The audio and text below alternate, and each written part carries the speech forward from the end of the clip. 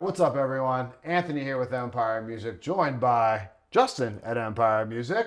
You get the two of us today because we got really kind of an interesting model. So we've been showing off all the Vintera II series. That's the new lineup from Fender, and that replaces the Vintera series. There's some carryover specs throughout the line. This will be no exception to it. But today we're showing off the Bass 6, and I know the big question is it a guitar?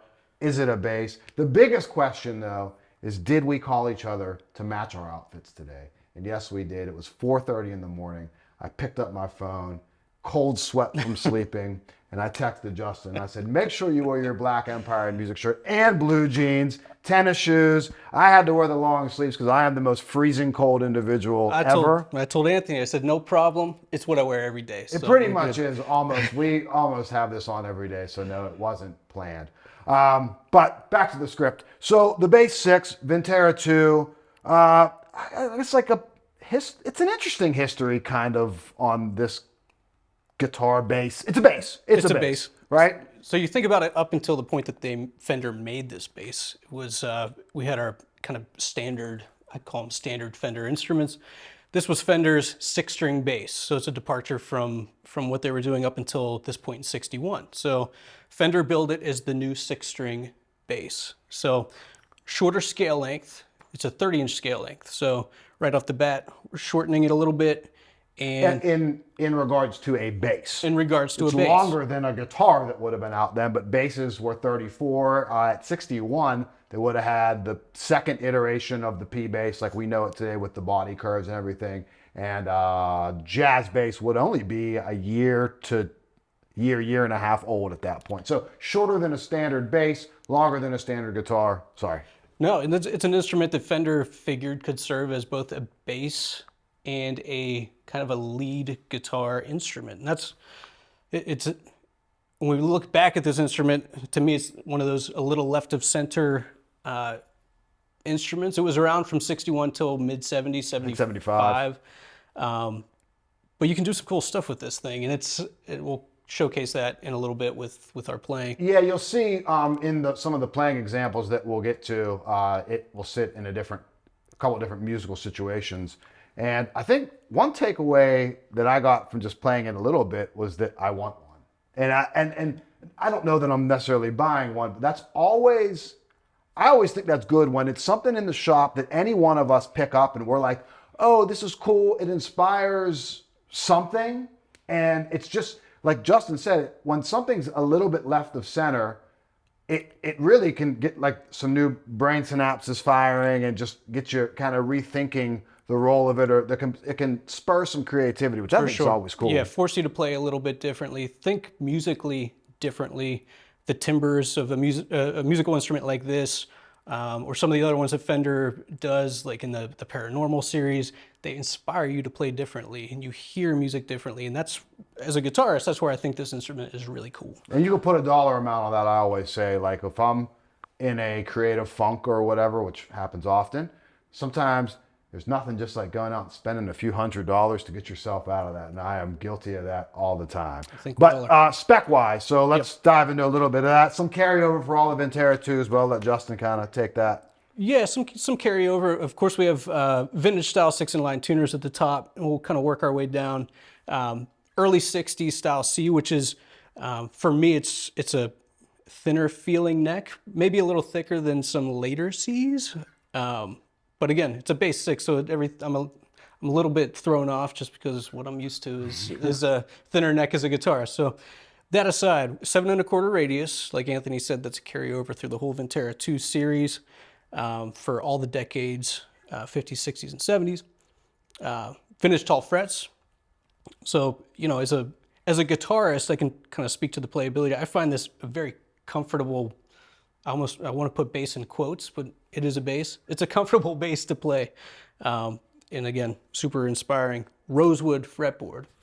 So rosewood, the previous incarnation of the Vintera series, they were using Pal Ferro on the Player series, Player Plus, and Vinteras were using Pal Ferro. They've kind of, I guess a lot of people are going to say, upgraded that to rosewood, although it's a whole different conversation. Pal Ferro gets a bad rap, but it's actually a very good fretboard wood. Tone wood lies in between rosewood and maple, but I think the purists, and it is nice visually too. Aesthetics. I think sonically and visually, it's nice to see rosewood back on the instrument. So I think kudos to Fender for finding a way to get that back on there. Totally.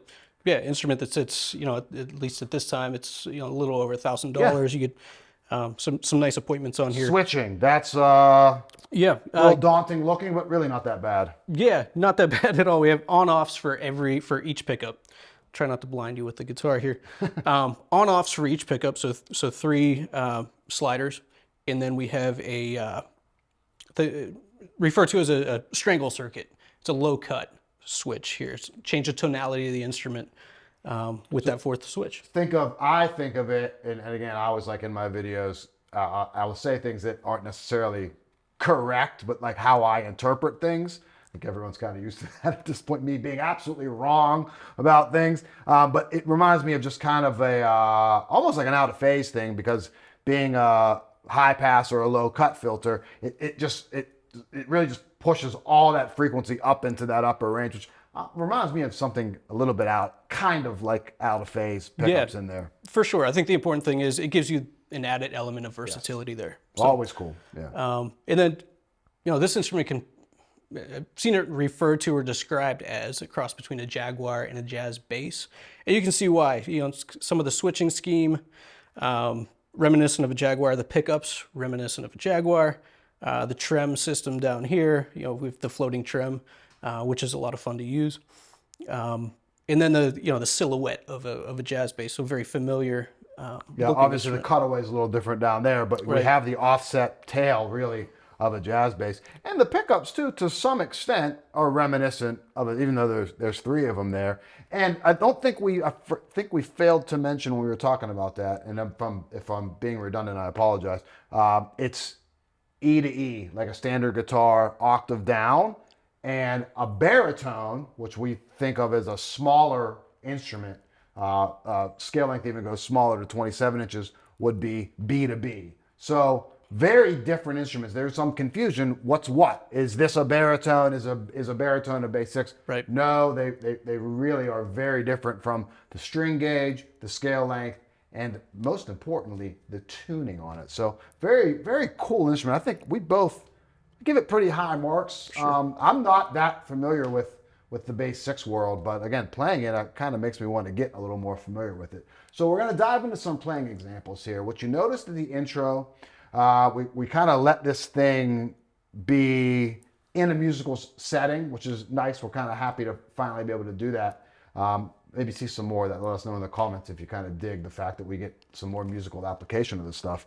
But we're going to show this as a guitar. So I'm playing bass, and Justin's playing that kind of as a guitar player would. And then we're going to flip roles there, where he's going to grab a Strat, and I'm going to play this as a bass, as I normally would. All the dumb pentatonic tricks of the trade that I know. I will be playing those just on this instrument with more strings, and I'll probably just use the bottom 4 strings because I can't think that far. And then we'll go through some stuff individually, like showcasing it as a guitar player on its own and as a bass player on its own. So let's dive into some of the tones, and we'll meet back up at the end and hopefully see some cool results.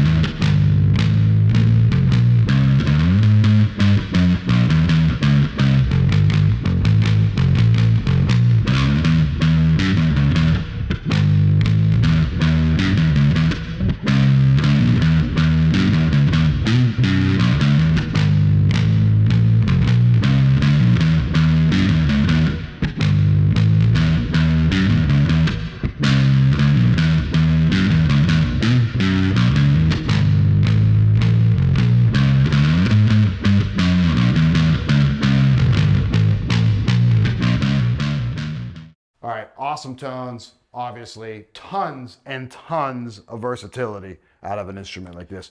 Just with the switching options, just from going pickups on, pickups off, and that little high pass filter on there is, I wouldn't necessarily call it a monster because it doesn't necessarily bring out this like big ballsy kind of tone, Right. but it really is a nice added layer of versatility that just works kind of across the board with each pickup. That's a cool option on there for sure. No, I agree. If you're looking for an instrument, again, that can kind of expand your creativity, maybe inspire some creativity, I would definitely look into getting something like this. And again, for where this sits in the line, price range, it's a pretty good bargain. Yeah, I think you can justify. I mean, I know I get this way every time I hear new stuff in the shop. Is like, as music I'm writing at home, I can kind of like hear all these tones. And I'm like, oh, that's what I've been missing in this part. And yeah, I think, again, anytime that any instrument, whether it be bass, guitar, or this hybrid thing, sorry, Fender,